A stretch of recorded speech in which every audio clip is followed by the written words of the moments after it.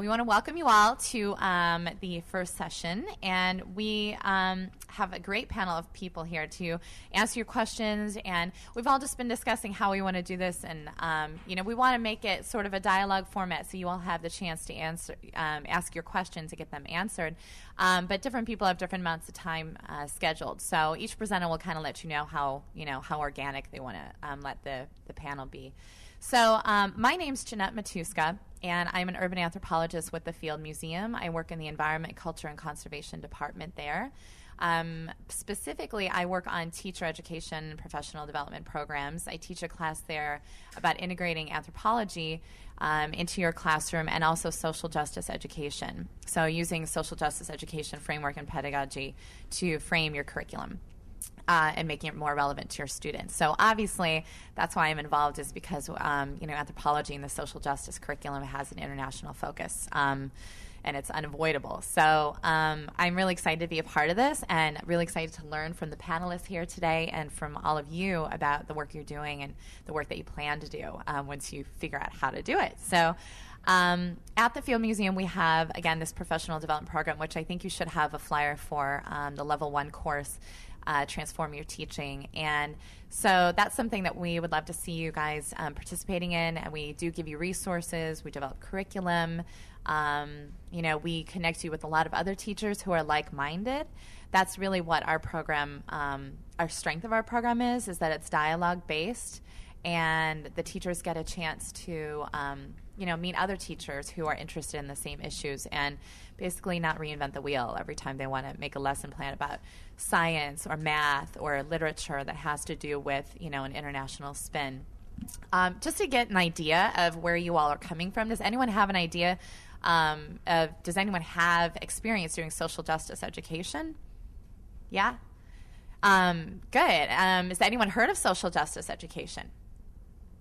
Okay, great. Well, basically, because there was just maybe 5 or so hands there, just to give you a quick introduction before I move on, is that social justice education is really about, we like to make sure that we understand it's not, it's not just for special people who are extra liberal or the crazy left-wing kind of folk, right?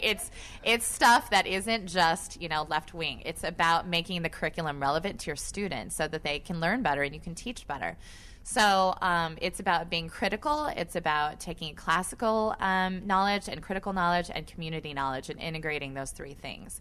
So it is absolutely a way to infuse these ideas into your curriculum throughout, just as Bob was talking about with international education. It's not about, okay, we're going to have a social justice class. It's about integrating these ideas into science. So a great way of doing that is an example of a curriculum plan where we take one of the science teachers that works at the High School for Social Justice in Little Village that you may know of, did a science curriculum based on the periodic table and the elements. So rather than teaching, here the periodic table, here's gold.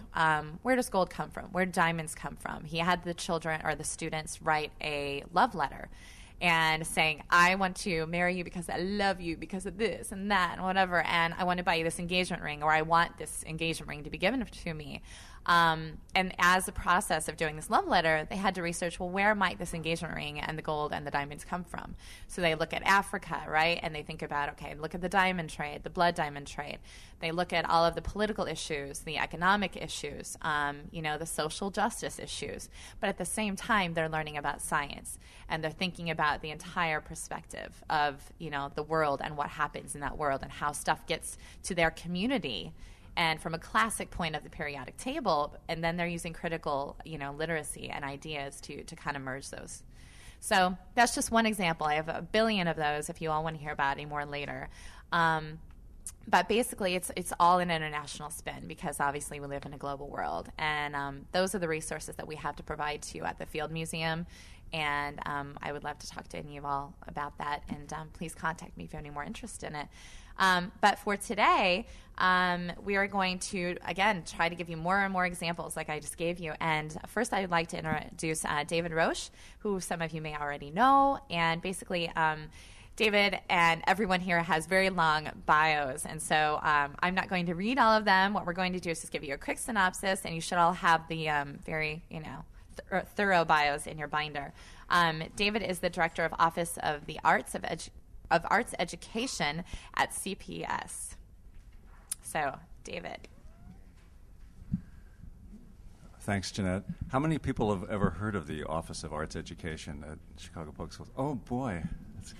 Well, it's thanks to this gentleman to the right of me and about 20 foundations in the city of Chicago that a private-public partnership was forged a couple of years ago. Actually, we're starting our third year. So we're an office at the central office on the 9th floor. And the key piece here, I did have an insert that had addresses for different arts discipline connections, but it all kind of wove back to one particular site, and that's our new website, which is cpsarts.org. So if you just write that somewhere in your notes, cpsarts.org, everything else can flow from that. I was asked to talk about in 10 minutes to talk about programs that might be possibly replicated at the local level, at your local school level, that we're involved with already. So I will do that. I do want to say that for me it's a real honor to be here because about 4 decades ago, my real entree into internationalism started here.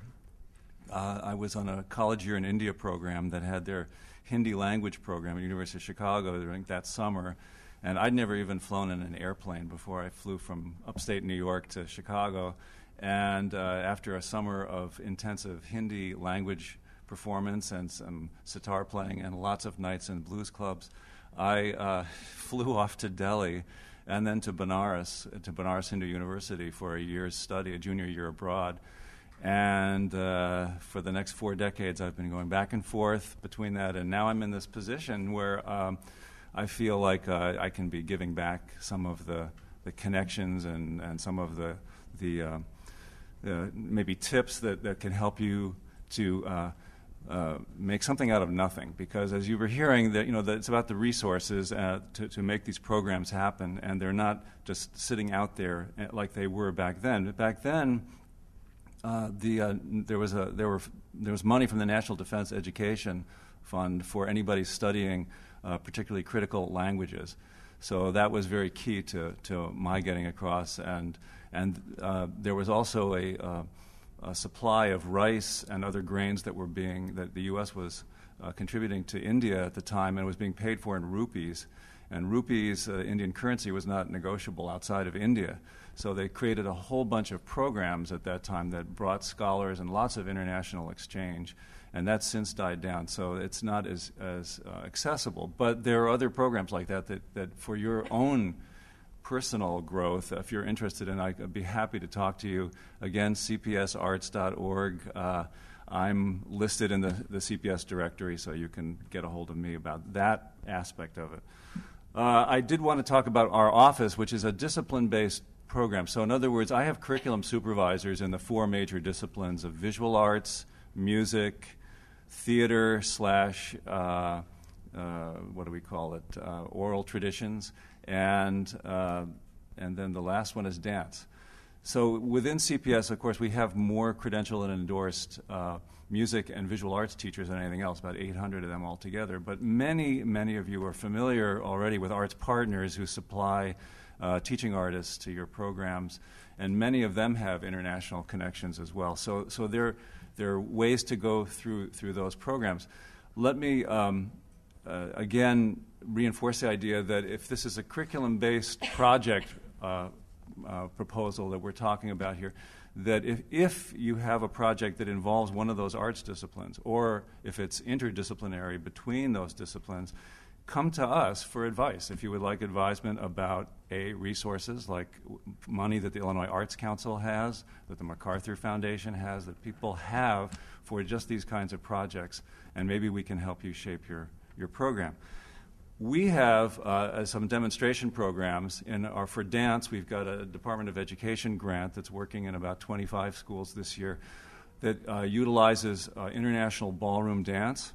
So it's called Having a Ball. You may be involved in it or know about this or know about other ballroom dance programs, but we chose that particular medium because of the international. It's international ballroom dance is going to be an Olympic category. It's right now not a medaling one, but by 2016, we're hoping that there will be medals for ballroom dance. So the international style is one that is danced all over the world. Therefore, if there's a project that you might be interested in ballroom dance with your school and a school in a sister city, maybe we can help you fix that up. We can certainly find you a qualified dance teacher to work with your students. A second program that we've got that is, again, a Department of Education federal grant that we're working with an organization in New York City is called Global Rights. That's only in several elementary schools. And it's a slam poetry competition, but it really is involving a partnership with young Chicago authors and then schools in the Bronx. And we telecommunicate, so there's a technology part involved that maybe your school isn't equipped to do this, but if this is a project or of an interest, of course, with technology, and you'll hear more about that today, that's the best way to be connecting internationally. So there could be a studio site, for instance, where things could be set up for you to communicate. This has been we're in a second year of this program. It's involved some publication. We're tracking a group of students in these schools for 3 years, and it's been a highly successful program. So that's another one that through our theater and literary arts curriculum supervisor, Emily Hooper-Lansana, who has a long history with ETA and other programs in town, you can get some good advice if you're interested in that kind of program. A third program that we've been working on with the community schools, which have long after-school hours, is one where I've been investigating the program in Venezuela called El Sistema, which is an orchestra program that is actually not set in schools there, but is one that utilizes resources for social justice purposes to engage kids in orchestral music program, and it's a very intense program, and it's been extremely successful throughout Latin America and South America, and now internationally connected to us. So we're working on this project.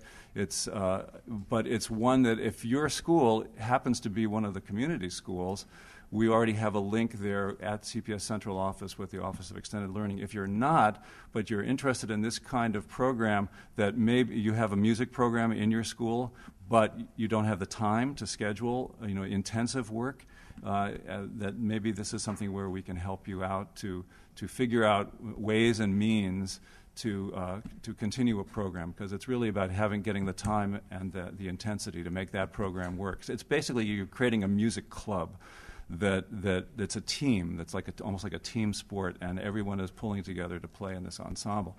Now, how that connects internationally would certainly work with those schools in Venezuela that we're close to, but other Latin American countries, 25 state-to-state relations that they have between Venezuela and other countries, and now they have programs in England and in Germany as well, so and with us in Chicago. That's about, those are three. You're going to hear this afternoon about a visual arts program in the Olympism section of the day. That's something that's also working with our office. Nancy Cortez, who's been many years in the Parks Department, is now in our office. An incredibly resourceful woman, and I think you'll learn more about that kind of project. I should say that I'm also on the Sister City Committee for Delhi, and so if you're interested in South Asia in particular and other projects in South Asia that may not originate in the sister city but are there, I can recommend some people. If you've read 3 Cups of Tea, for instance, Greg Mortensen, this wonderful educator from now in Montana, has started schools especially for girls up in the mountains where the need is the greatest. And I can tell you about that, about making connections in South Asia to other kinds of programs. So with that, I would like to take any questions you have about resource. There are resources out there. You have to be very resourceful. And you may have to work through an arts partner.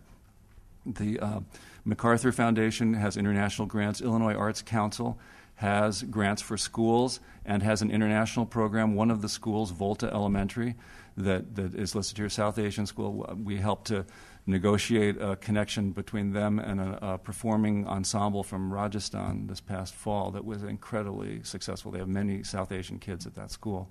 And so things like that can happen, but it's just a matter of communication. And again, cpsarts.org, sign up on our newsletter and contact me. And I'll take any kind of questions or you might have. I think I have like 2 minutes. Mm-hmm. Yeah. For Emily Hooper-Manson, Mm-hmm. the question is she the person to contact for oral traditions? Or you talked Yes, yes. Yeah. Mm-hmm. Yeah, it's actually theater/literary arts, but the oral tradition is. She's on the national board of National Black Storytellers, and very well connected. Her husband is a poet in town. So we have some incredibly qualified people that are, and we're there to troubleshoot for you and to advise. So that's, we can point you in the right directions. You're able to come out to the school? Yes, Okay, perfect. absolutely. Contact us. No questions? Nobody wants money?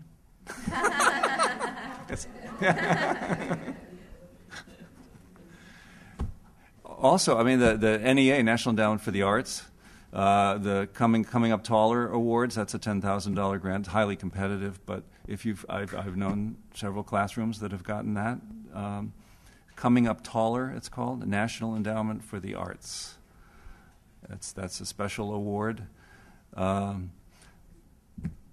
There are others. The other thing is that all these arts partners that we've been talking about, the vendors who come into the school providing arts services, they have another funding stream. They get funded from these foundations. So we were figuring among these 20 foundations in town that are funding arts programs right now, they're funding to the tune of about $10 million a year in arts programs. If you're not getting a program and you want a program in your school, we can help you to negotiate that. And it could be one that connects up with a school internationally. For instance, we're starting a mariachi program out in Pilsen that hopefully we'll be able to hook up, and I'll be talking to Armando about that later. So any other comments? We can hold them to the end too. Okay, thank you. Oh, I'm introducing Samantha Godin. This is going to be, I'm going to try the pronunciation here. Schmalowitz, which is one of 3 pronunciations that is current in her family. A national board certified teacher of French, and she's been teaching 14 years in Chicago Public Schools. I'm curious to hear what you have to say.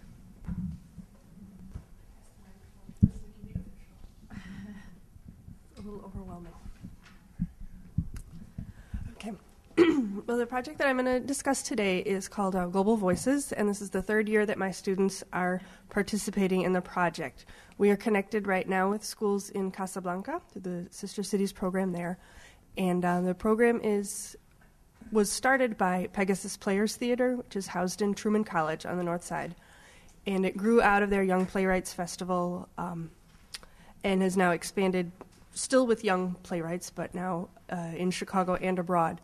We're connected with, I think, 5 cities right now, or 5 different languages. But what my students do, we're connected with the school there, so the students have been in contact via email, via letters. We've been posting to each other on a blog, trying to get a Yahoo group. That didn't work quite as well. And then during the course of what I did the last 2 years was there was funding for an artist to come into the classroom and work with my students once a week. And my students produced a play written in French, short 1-act play. The students in Casablanca did the same thing. With an artist coming in to visit them, they produced a play, however, in English. And we continued contact during the year. We had a couple of video conferences. I know Francis Parker is also involved in the program. They were able to use Skype during the day and have some more connections that way. I wasn't able to do that, but we were able to try to connect just through writing. And then at the end of the year, our big moment is a video conference that we've had some time donated by a law firm to do, at a high level of technology, and the students perform each other's plays. So we received the play written by the students in Casablanca. The students in Casa received the plays written by my students. We had a few weeks to practice, to rehearse. I had one student in particular who memorized every line he was supposed to have. That wasn't a requirement because they kept adding acts, the year that we did that, and I would check my email, and I'm like, oh, wait, Act 11. So I quick make photocopies for all the students. Then later in the day, I'd check my email. I'm like, oh, no, there's an Act 12. So, we didn't require them to memorize it. We just sort of did a staged reading when they presented it. So they were able to share that via video conference. And my students really liked, waiting for their part of the play, because we did sort of little vignettes in a shared location. And I'd be like, okay, wait, whose play's going to be next? And then they would recognize, like, that's mine. I wrote that part. And it's been really good. When we had the grant money from the State Department, I was also able to travel to Casablanca.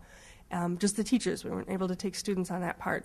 And meet the teachers we were working with, so I was able to do pictures and transport some small gifts back and forth between the students and build a bigger connection there. We're trying to grow what we did then, or what we did through the writing project, and kind of do some other activities between the students to build their relationship. But the main core of what we do right now is the theater exchange and the playwriting. This year I don't have funding for an artist to work with me, but I feel fairly well trained by working with the one that I had, that I can do some of the theater games and the activities myself. I was always on stage crew in high school, so I don't actually have the on-stage experience, but I'm really good with props. But we're also talking within the Global Voices group of kind of preparing a training DVD for teachers and modeling some of the theater games so that the program can grow that way. If you're not, of course, we've got some ideas now from David with ideas to get funding for an artist to come in. But if for whatever reason that doesn't work, we are looking to create a little training module either online or on a CD-ROM so that teachers can bring that activity into their own classrooms. So I don't know if anyone has any short questions before we move on. Yes? What level of students did you do this with? I have done it with my level 2 honors class and my level 3s. I know that obviously with a higher level student you're going to have a different kind of writing, but you can do it with the level 1s or the level 2s.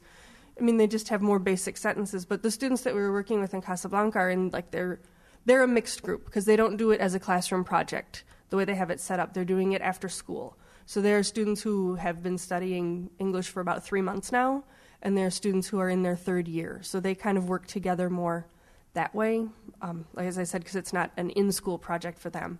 With my students, it's an in-class project. So, but you can help them out.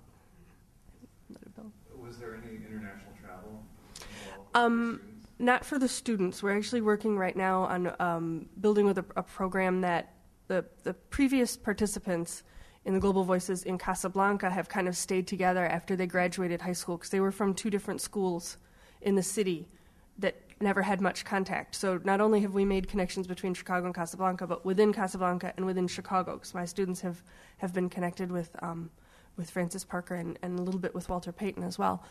So their graduates have created kind of a service-based, community service-based organization that they're going out and staying together and finding needs in their communities to try to address. They're working with, like, elementary school children.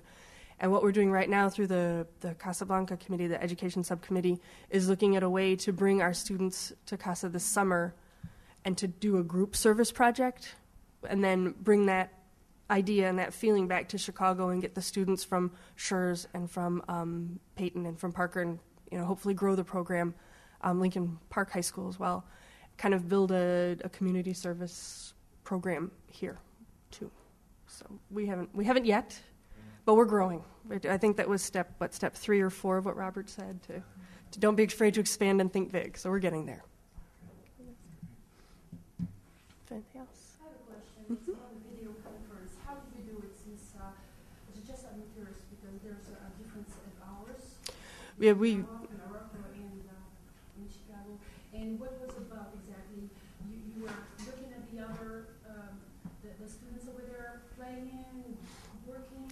How did it work exactly? We had to do it early in the morning here, which was at the end of the day there. And neither of the schools that we're working with right now have internet access at their school at all. So what they did was met at one of the students' houses after school. So we were looking, when we did the informal ones, I took students to Parker because we were able to use Skype there. And so we were looking at them in one student's living room And they were all just sort of packed in there. And we kind of gave them some, ideas or they'd done some getting to know you via email, but some things to discuss. What's worked best so far in your playwriting? What have you found to be challenging? And then, we talked a little bit about current events, kind of like what's the latest movie that you saw? Did you like it or not? Just to build a dialogue. And they went back and forth between the languages. We tried to encourage our students to speak in French and have the students in Casablanca speak in English, but they kind of both spoke franglais. A little mix going on there. So, we kind of gave them a topic to try to stick to, and then after they got more comfortable and more relaxed with the idea, we just sort of let them go on their own and just have the opportunity to be like, I'm talking to somebody from, and it was really sweet. At one point they were singing to each other, so they've just really had a chance to do something that they haven't known. But like I said, it was in the morning Chicago time, in the afternoon Casablanca time, which worked out since they had to go to somebody else's house. But actually, so did my students in a way. Was there any Arabic involved? There was a little bit. I have a couple students that spoke Arabic, so there was some Arabic that way, but not. And my students were asking a lot of questions. How do you say this in Arabic? How do you say that? So there was a definite curiosity about the other languages. So French was the school medium. Mm-hmm. French and English, because the students in Casablanca had also. Many spoke Arabic at home, but went to school. French is a language at school, but then they were studying English, so they had kind of a multi-background. Most of my students speak Spanish, but we tried to keep that to a minimum. So basically, the only video conference equipment you had was a webcam and a computer. Yes. Mm-hmm. I wasn't able to use Skype at my school because we were trying to get around the CPS block, so that's why we were able to.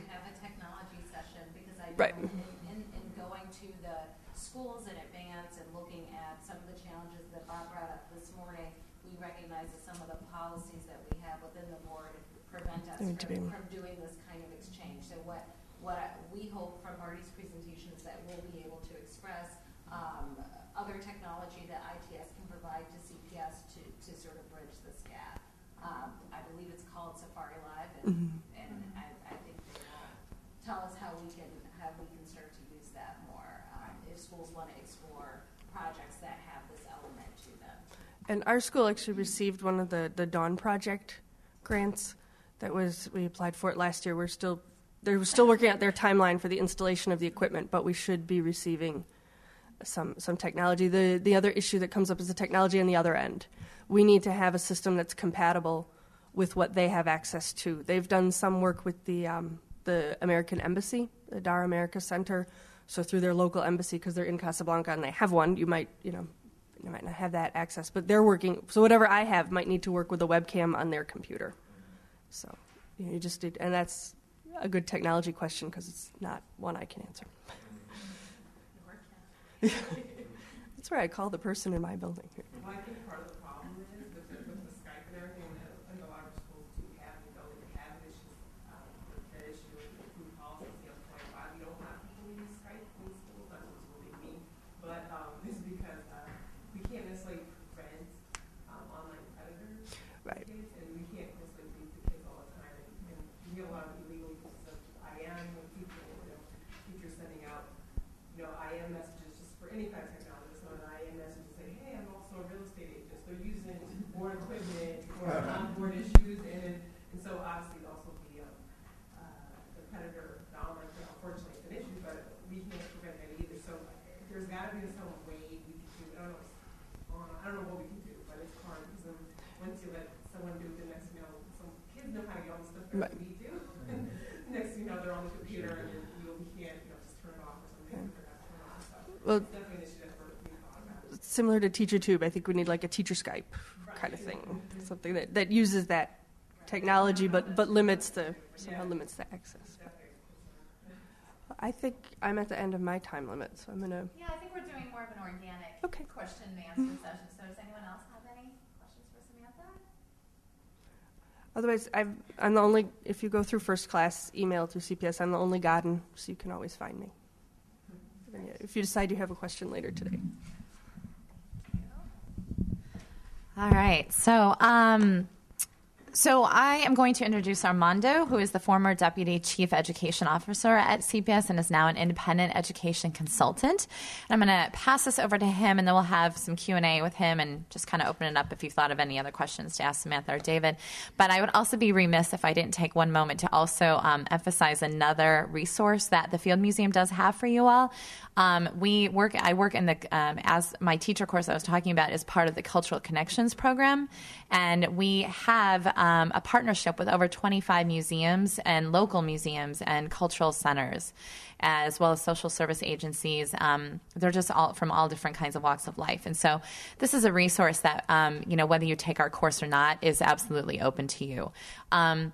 So this is, again, over 25 partner museums and cultural centers, and that's from the Brazilian Cultural Center to the Polish Museum of America to the Bronzeville Black Chicagoan Historical Society to the Chicago Japanese American Historical Society. I mean, just a bunch of different cultures that are resources, both, as far as local communities here and different neighborhood kind of things, but they have their own programs going with their own, countries of origin. So they already have programs in place that are doing these sorts of connections that you all are trying to do.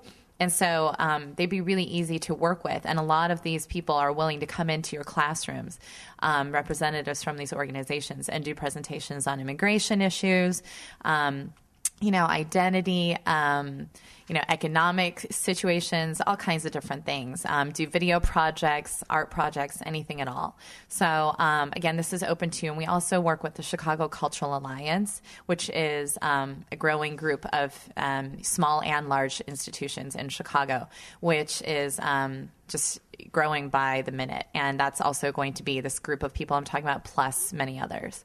So that is available on fieldmuseum.org. You can find out about my department there, Environment, Culture, and Conservation, or you can see me afterwards, and I'll just give you my email contact if it's not already in there. Okay? So again, sorry for taking a minute, Armando. Yeah, no problem. Okay, I'm supposed to have 15 minutes to speak to you about how we established the partnership with the Mexico City schools. And Mexico City is the only Spanish-speaking sister city school or city that we have amongst the 27. So I would really like to ask you what you would like to ask me, so that way, I've got bullets here that I can go to as far as how we started in 2006 and, all of this. But more so like, okay, what would you like to hear about this? And we're very fortunate that we have the principal of one of our sister schools here with us, Francis Garcia, here from McKinley Park, whose team has done an exceptional job, as well as the Ogden School, the principal, Ken Starl, who has already have taken 20 teachers to Mexico City. And in November, he actually had a group of students that went to Mexico City and visited his school. So why don't I ask, what would you guys like to hear? And that way I could address, in the next 15, 20 minutes, what were some of your issues, and or not, then I would just go through my presentation. And we have a resource here with Frances, so she's great as to the communicating with her colleagues at the Escuela Normal, which is a secundaria, which is a middle school in Mexico City, and with their principal, Veronica Rodriguez. Yes? I'm going to ask how my magnet school, and we're embarking on the International Baccalaureate program. Yep. We're at the beginning phases of trying to incorporate a study abroad program as a third part for our 8th grade students, and have been exploring, but not exactly sure which programs to trust. So I guess I'm interested in seeing the take on the study abroad program and how to integrate it with community service perhaps, and then do also some type of exchange program. I think part of the beauty of this, and this was something that we started in 2006. I was recruited by a board member. I'm on the board at the National Museum of Mexican Art. It used to be the Mexican Fine Arts Museum. We changed our name. And Alejandro Silva is on the board, and he was the chair of the Mexico City Committee. So that's how I was kind of recruited, and not too much was happening with the Mexico City Education Subcommittee. So he recruited me, and he says, you have this background, CPS, and all of this, and how how can you help this committee and establish these partnerships? It was very interesting, though, as we went to Mexico City, and I did the initial visit with Maribel Silva from the Office of Language and Culture. And as we went to visit those schools, there is so much that we could learn, that we will learn from those other schools in Mexico City. The technology in the middle school that is partners with Francis' school, all of the teachers are using smartboards. I went in there, and there was there was a teacher doing some mathematical class, and there were like 40 students, and she's up there and doing all of this, and the principal said, all of my teachers use smartboards, and they have to present a lesson to me on how they use the smartboard and present that lesson to myself and my assistant principals before they are hired at our school. So, much of what you want to do with your 8th graders, with your middle school students, there's so many ideas that you could get from a sister city school connection. The piece is, how do you establish that connection? And it's all about relationship building. I mean, that's the key. It's building the relationship as principals and as parts of the leadership in your schools.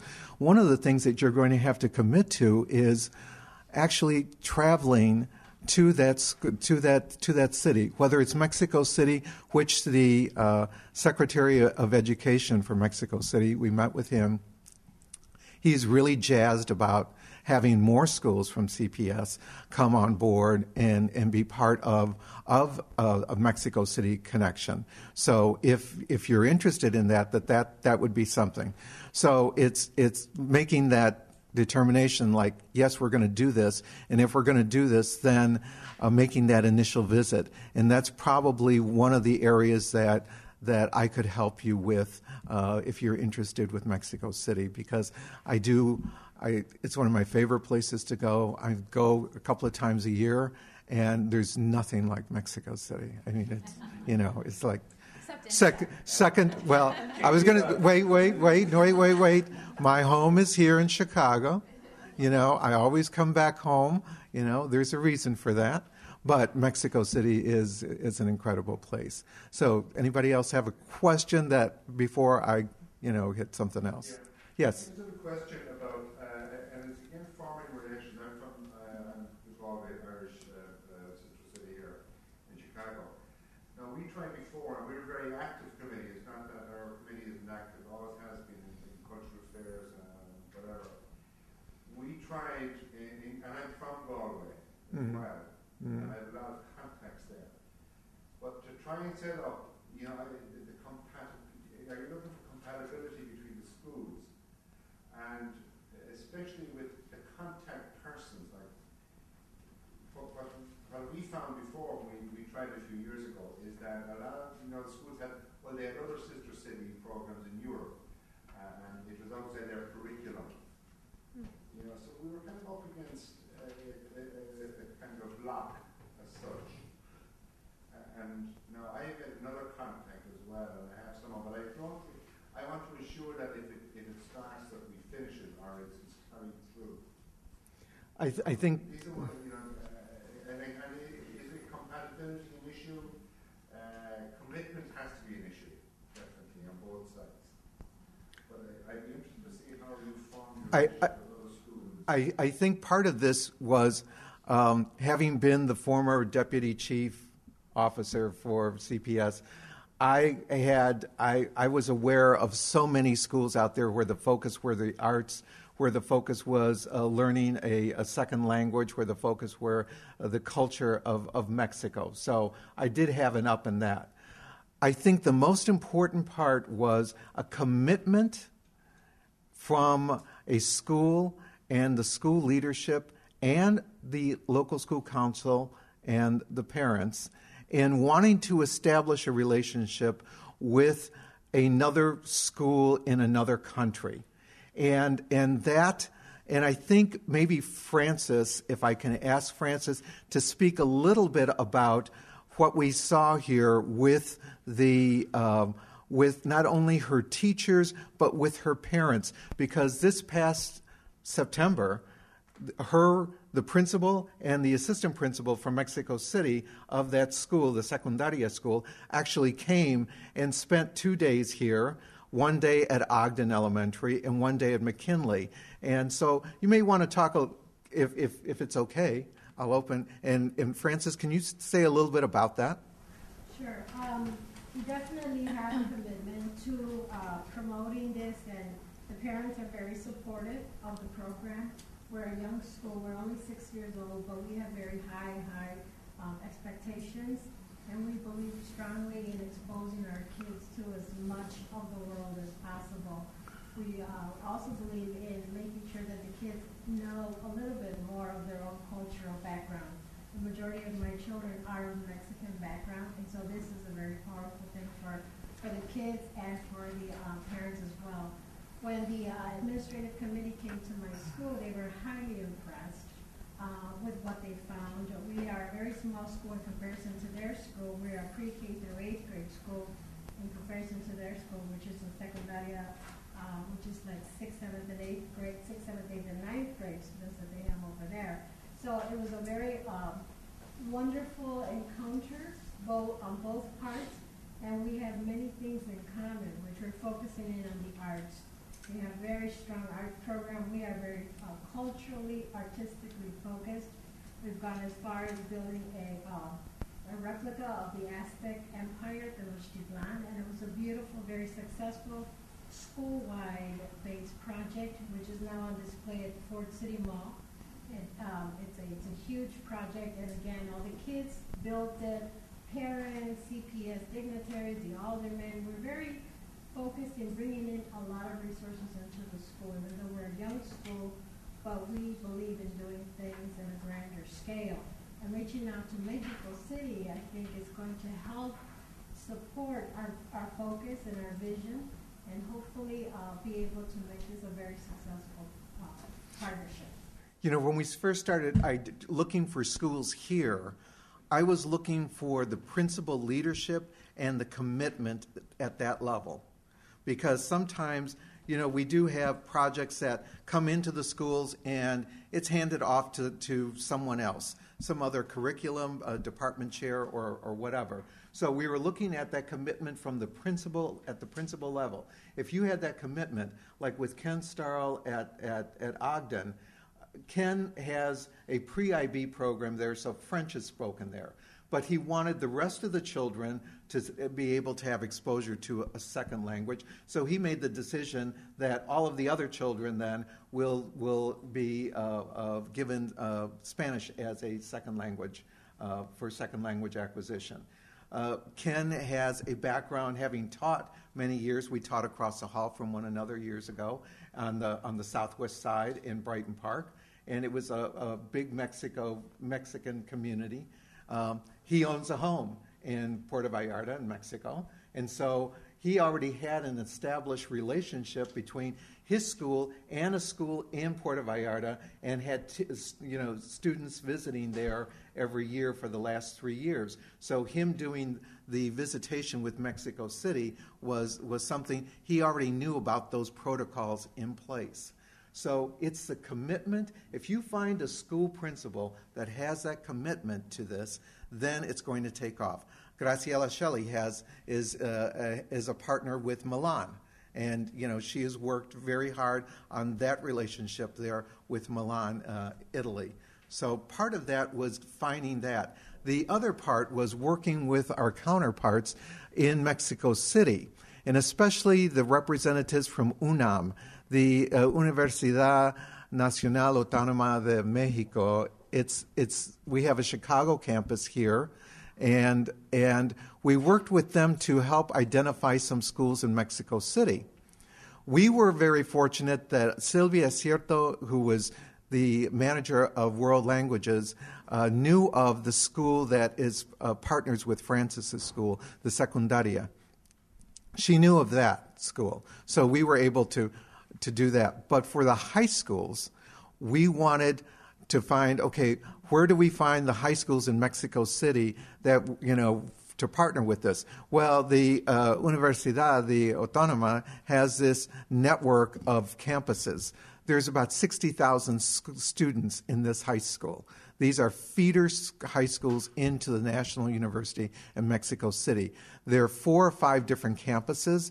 The Planantal Sur that we partnered with is the campus that's focused on science and humanities. They have about 12,500 students that attend that high school. They attend in shifts. In the morning is one shift from, I think, 8 to 1 or 7:30 to 1 o'clock, and then from 3 to 8, 8:30.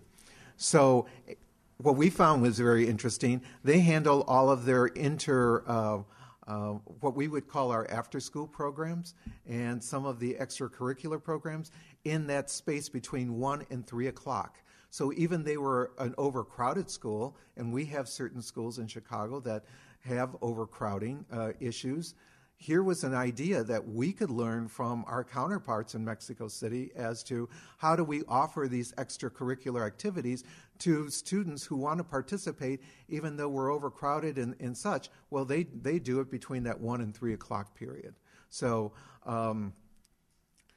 we partnered with that particular high school in Mexico City. Prior to our visit, we asked for letters of introduction from the Mayor's Office of International Relationships with sister cities and from Alejandro Silva, since he had other business contacts in Mexico City. So as we went to present our letters of introduction to those leaders in the schools there and the Secretary of Education, we had something that we were going to be introduced. We had an idea. Here was a project. Mexico City is one of the sister cities for Chicago. And then from there, we asked every school to gather information, public relations information that they would like for us to carry to those other schools. So those principals could get a sense of what's this other school about. Their emails, on and on and on about like that. So how could we establish this relationship, get it going, and then from there turn it over really to the principals and have them run with the ball? Because part of this is, after I do the initial phase 1, we came back in September of 2007 and we said, great, we now have sister schools established with Mexico City. Finally, okay? Then the next, we turned it over to the principals. And Ken Starl, the principal at Ogden, within 6 to 8 weeks, he was off to Mexico City to visit his school. And then he started taking groups of teachers, 10 teachers at a time. He would do it. He had a grant. He had a grant for international studies, and this is how he was able to do this. He took 5 teachers on a Thursday. They would visit the school on Friday. They would come back to Chicago on Saturday. Another group of teachers would fly in on Sunday, visit the school on Monday, and fly back on Tuesday. And he did this with 20 teachers. Okay? So he wanted them to see how technology is used in an overcrowded school in the middle of Mexico City, that from the outside of the school, you would think, gee, it looks like one of our schools that's 100, 120 years old. And I have some of the handouts. Actually, this was their yearbook from the school that is partners with Francis. They also gave us their monthly newsletter that they have and their calendar. So we were able to bring this information back to the principals here and say, well, here's their calendar. Now start looking at your calendar and see where can you make your initial trip to Mexico City. How can you take some of your teachers from here? A lot of this was funded. I made the initial trip. I go there twice a year, so I don't mind if you have a hankering to do this with Mexico City and expand another school presence there. When I go, I'd be happy to do some of this legwork, or work with you to do some of this legwork along those lines. It's a school system that has, I don't know, more than 1 million students and many different types of schools, and they're looking for other partnerships here. So if you're interested in that, but if it's all about establishing a relationship, and then once you establish that relationship, having the principals and their leadership teams run with the ball, and then supported by Robert and his team here at CPS. I think if you don't mind, I'm just going to borrow this. So we're at time, actually, for the end of the session. You all get a 10-minute break now, I believe, before your next session. So we'll all be here unless we have to run to the bathroom. Right, but I don't know, now at break or at lunch, you can feel free to, keep asking questions. Here's cards if you want a card. Just in the interest of keeping on time and giving you all your break. All right, so thanks a lot. Y'all have a good rest of your day. I hope it's productive.